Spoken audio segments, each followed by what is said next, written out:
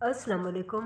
बेटे की खबर और कौम को बचाने के लिए सूरह हूद आयत नंबर 69।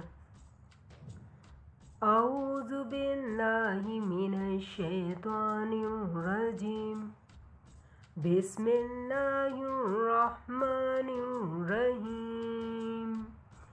ऐसे वाक़यात को जानने के लिए मेरे चैनल को सब्सक्राइब करें। और हमारे फरिश्ते इब्राहीम अलैहिस्सलाम के पास बिशारत लेकर आए तो सलाम कहा। उन्होंने भी जवाब में सलाम कहा। अभी कुछ वक़्फ़ा नहीं हुआ था कि इब्राहीम अलैहिस्सलाम भुना हुआ बछड़ा ले आए। सूरह हूद आयत नंबर 70।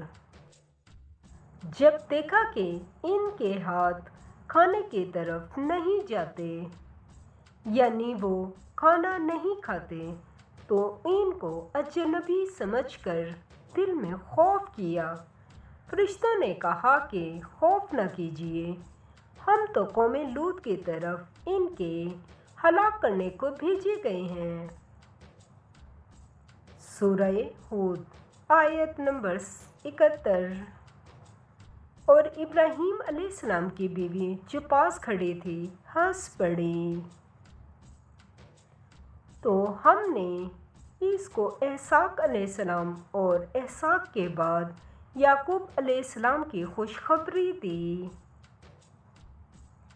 सूरह हूद आयत नंबर 72। उसने कहा, ऐ है मेरा बच्चा होगा, मैं तो बुढ़िया हूँ और मेरे मियाँ भी बूढ़े हैं। ये तो बड़ी अजीब बात है। सूरह हूद आयत नंबर 73। उन्होंने कहा, क्या तुम खुदा की कुदरत से ताज्जुब करती हो? ए अहले बैत, तुम पर खुदा की रहमत और उसकी बरकतें हैं। वो सज़ावार तारीफ और बुजुर्गवार है।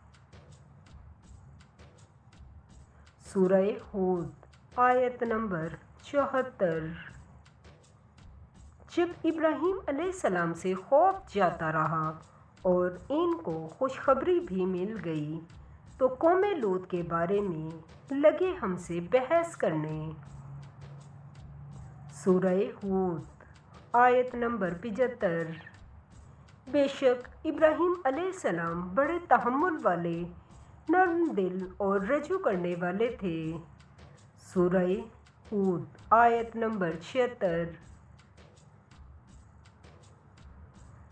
ए इब्राहीम अलैहिस्सलाम, इस बात को जाने दो, तुम्हारे परवरदिगार का हुक्म आ पहुँचा है और उन लोगों पर अज़ाब आने वाला है जो कभी नहीं टलने का।